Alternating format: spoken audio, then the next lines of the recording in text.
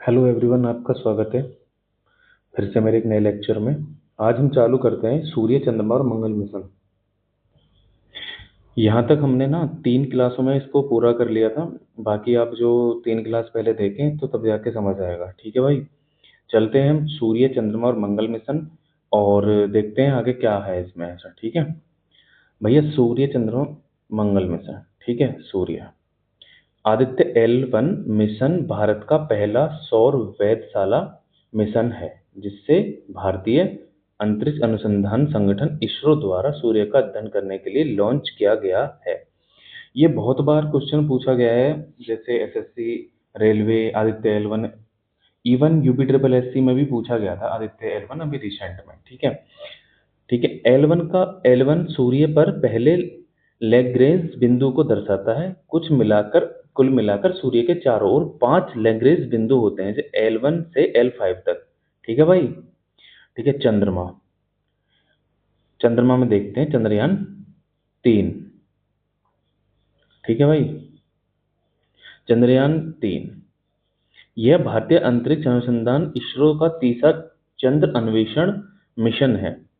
ठीक है, और आईएयू का मुख्यालय पेरिस, फ्रांस में। आईएयू का मुख्यालय पेरिस, फ्रांस में है भाई। ठीक है, ये याद रखना। और लैंडर, लैंडर क्या था इसमें? विक्रम, जो 23 अगस्त को उतारा। इस घटना को हम राष्ट्रीय अंतरिक्ष दिवस के रूप में मनाते हैं। राष्ट्रीय अंतरिक्ष दिवस 23 अगस्त को मनाया जाता है। अभी भी अगस्त चल रहा है तो 23 अगस्त को हम राष्ट्रीय अंतरिक्ष दिवस भी मनाएंगे। ठीक है। रोवर का नाम था प्रज्ञान। लैंडिंग बिंदु का नाम रखा था शिव शक्ति केंद्र।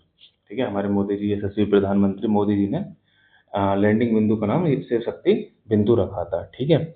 लैग्रेंज बिंदु वे स्थितियां हैं जहां दो बड़े पिंडों का गुरुत्वाकर्षण बल एक छोटी वस्तु को उनके साथ गति करने के लिए आवश्यक अभिकेंद्र बल के बराबर होता है।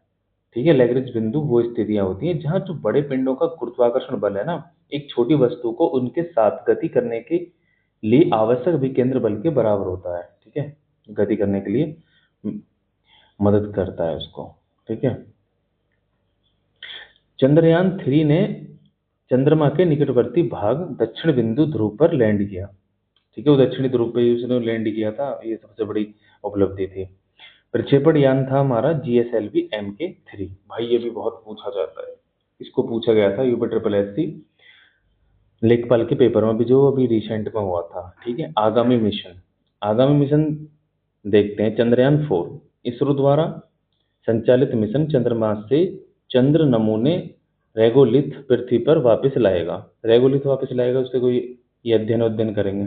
ठीक है। चंद्रयान 5 को देखते हैं। इसरो लैंडर और जाक्सा रोवर वाहन।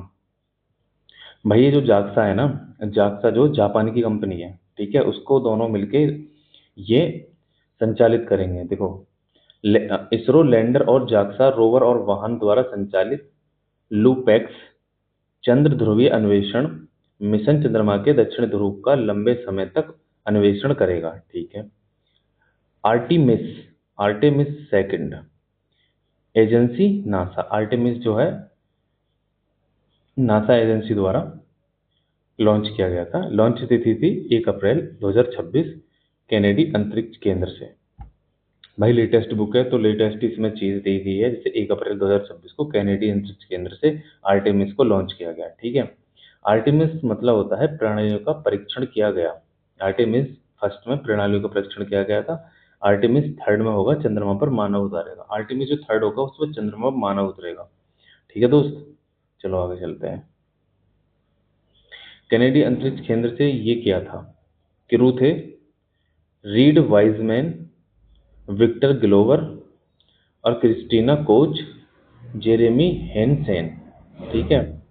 कैनेडी अंतरिक्ष केंद्र से इसको लॉन्च किया गया था। क्रू थे Reid Wiseman, Victor Glover, Christina Koch, Jeremy Hansen. ठीक है। पहला मानव युक्त मिशन अंतरिक्ष यात्री 10 दिन तक चंद्रमा की परिक्रमा की, चंद्र विशेषताओं का अध्ययन किया और जीवन सहायक प्रणालियों का परीक्षण किया। ये लोग गए वहां पे मानव मिशन के लिए, 10 दिन तक उनकी परिक्रमा की, चंद्र पर जो चीजें देखी उनको अध्ययन किया अच्छे से और जीवन प्रणाली का परीक्षण किया। ठीक है। भाई इसमें आता है मंगल, मंगल ग्रह परिक्रमा मिशन, MOM।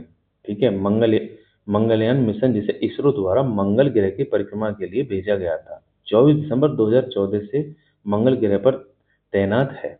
ठीक है, इसके साथ ही इसरो दुनिया की पहली एजेंसी एजेंसी बन गई जिसने बिना किसी देश की मदद के अपने पहले ही प्रयास में मंगल पर सफलतापूर्वक लैंडिंग की। भाई तो हमारे देश के लिए बहुत गर्व की बात है, बिना किसी देश की सहायता के बिना तो 24 दिसंबर 2014 को लैंड कराया आराम से, MOM के तहत। ठीक है, आगामी मिशन MOM-2 में एक रोवर और एक अत्याधुनिक हेलीकॉप्टर ले जाने की उम्मीद है, जो इसे भारत की अब तक की सबसे बड़ी महत्वाकांक्षी मंगल परियोजना बनाता है। बहुत बढ़िया बात भाई, हेलीकॉप्टर भी जाएगा उसमें, और भारत के लिए तो बहुत बड़ा गर्व का पल होगा। चलो नेक्स्ट नेक्स्ट देखते हैं।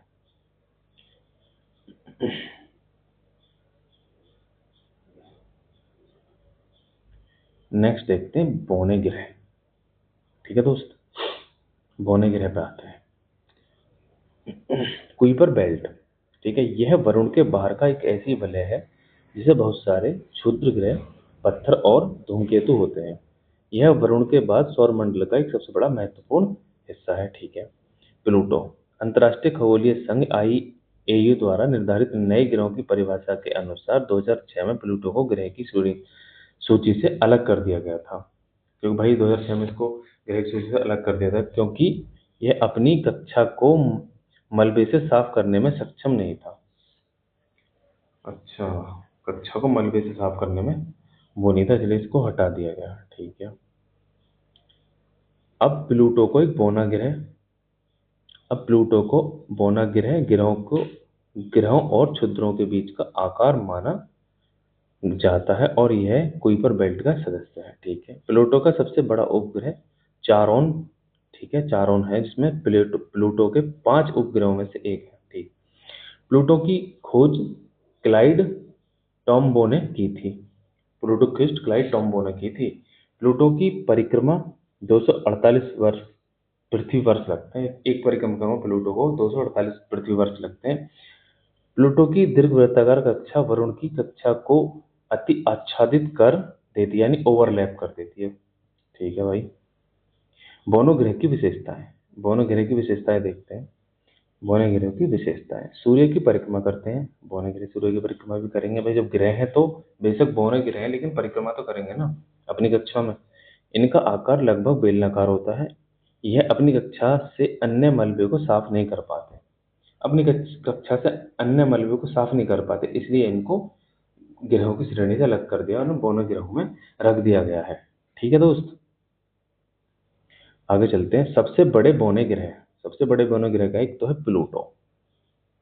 ठीक है, फिर एक एरिस, उसके बाद है भाई 2007 और 10। ठीक है, होमिया और मैक। ठीक है, इनका देख लो द्रव्यमान। प्लूटो का है 1475 MI, इसका है 1400, एरिस का 1445। 2007 और 2010 का है 955 MI। ठीक है, इसका है 195 × 615 MI। ठीक है, इसका है 890 MI। ठीक है भाई, इसका MI का पता नहीं क्या है, बाकी देखो आगे।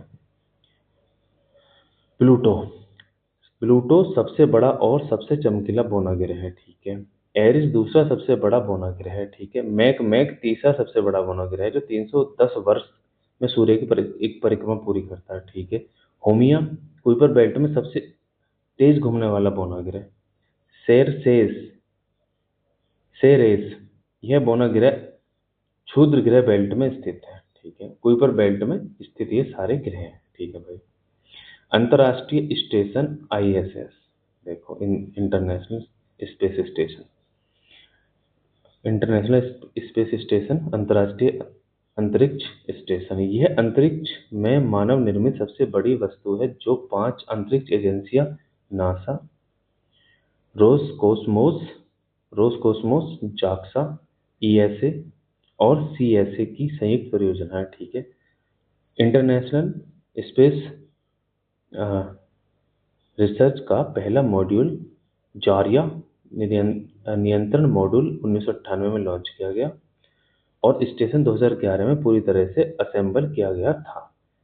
आईएसएस पृथ्वी के लगभग 400 किलोमीटर ऊपर यानी 51.6 डिग्री के झुकाव पर कक्षा में है, ठीक है, और लगभग 28,000 किलोमीटर प्रति घंटा की गति से पृथ्वी की परिक्रमा करता है। इसका मतलब यह है कि लगभग 90 मिनट में पृथ्वी की परिक्रमा करता है, 90 मिनट में पृथ्वी की परिक्रमा कर लेता है, ठीक है। भारत का लक्ष्य 2035 तक पृथ्वी से 400 किलोमीटर की ऊपर कक्षा में भारतीय अंतरिक्ष स्टेशन का निर्माण करना है। तियांगोंग चीन का स्वनिर्मित अंतरिक्ष स्टेशन है। तियांगोंग चीन का स्वनिर्मित अंतरिक्ष स्टेशन है, ठीक है। चंद्रशेखर लिमिट सुब्रमण्यम चंद्रशेखर द्वारा 1930 में प्रस्तावित, जिसके लिए 1983 में भौतिकी का नोबेल पुरस्कार मिला। चंद्रशेखर लिमिट को सुब्रमण्यम चंद्रशेखर द्वारा 1930 में प्रस्तावित, जिसके लिए 1983 में भौतिकी का नोबेल मिला, ठीक है। यह वह अधिकतम द्रव्यमान है जो एक श्वेत बौना तारा अपने गुरुत्वाकर्षण के कारण ढहने से पहले प्राप्त कर सकता है। अच्छा, इन्होंने इसकी खोज की। सूर्य के द्रव्यमान का लगभग 1.44 गुना है। इस सीमा से परे इलेक्ट्रॉन अपघटन, दबाव, गुरुत्वाकर्षण पतन का प्रतिरोध नहीं कर पाता, जिससे यह सुपरनोवा उत्पन्न होता है और या तो एक न्यूट्रॉन तारा या एक ब्लैक होल का निर्माण होता है, ठीक है। आगे देखो,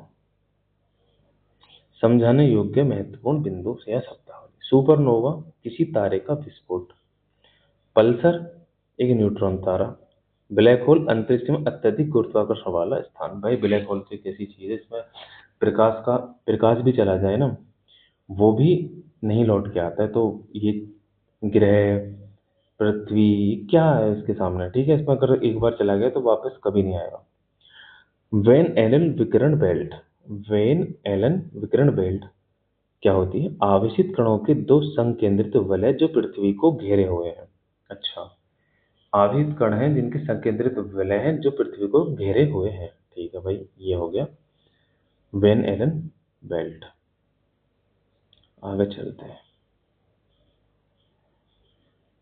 इसमें कुछ नहीं है। अब आ गया भाई अक्षांश एंड देशांतर। दोस्त, अक्षांश एंड देशांतर यहाँ से नेक्स्ट क्लास में हम कंटिन्यू करेंगे।